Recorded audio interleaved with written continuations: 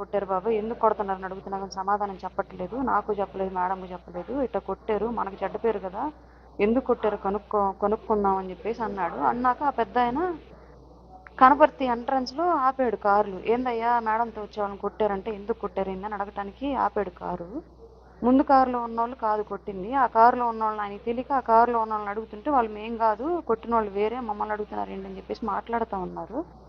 మాట్లాడుతూ ఉండగానే వెనక నుంచి వీళ్ళు మళ్ళీ వచ్చేసారు. అందరు కారు దిగి ఎవరైతే అబ్బాయి మీద దాడి చేశారో ఆరిగి శివ, షాలు కొట్టింది ఫస్ట్ అబ్బాయిని.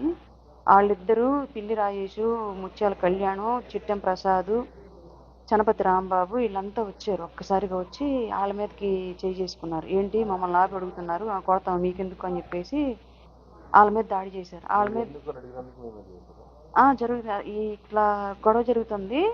ఇంకా వీళ్ళ మీద చేసేసరికి వాళ్ళు వచ్చి వాళ్ళు తిరగమల్లారు. వీళ్ళు కొట్లాట జరుగుతుంది.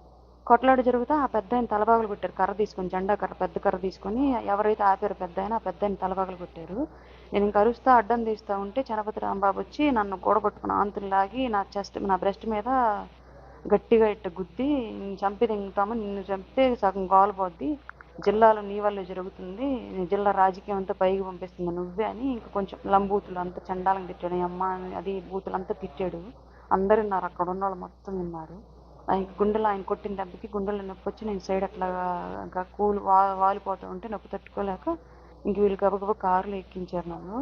కారులో ఎక్కించినాక కూడా నా కారు చుట్టూ వీరంగం వేస్తా తిరిగాడు చనపతి రాంబాబు. నువ్వు దిగవే బయట, నీ సంగతి తేల్చుకుంటాం మేము, అసలు నీకేం పని, పార్టీలు నువ్వెవరు అని చెప్పేసి ఇష్టం వచ్చినట్టు మాట్లాడుతా కారు చుట్టూ గందరగోళం చేశాడు. వీళ్ళకి నన్ను దించకుండా డైరెక్ట్ ఇంక హాస్పిటల్కి తీసుకొచ్చారు. నన్ను తలపగలు పుట్టిన ఆయన పెద్ద ఆయన ఎవరైతే ఉన్నారో ఆయన్ని అబ్బాయిని తీసుకొని వచ్చారు కారు ఎక్కించుకొని.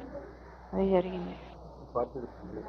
చెప్పానండి పార్టీ అధిష్టానానికి, హరిప్రసాద్ గారు, మీడియా హెడ్ హరిప్రసాద్ గారికి చెప్పాను. అలాగే conflict management committee Ajay Kumar గారికి చెప్పాను. ఇద్దరు కళ్యాణ్ గారి దృష్టిలో పెట్టాము, రేపు మాట్లాడతాం ఈ విషయం గురించి, మీరు లీగల్గా వెళ్ళండి, మేమే చేసుకోవడం తప్పు, మీకు న్యాయం జరిగేలాగా మేము చూస్తామని చెప్పారు.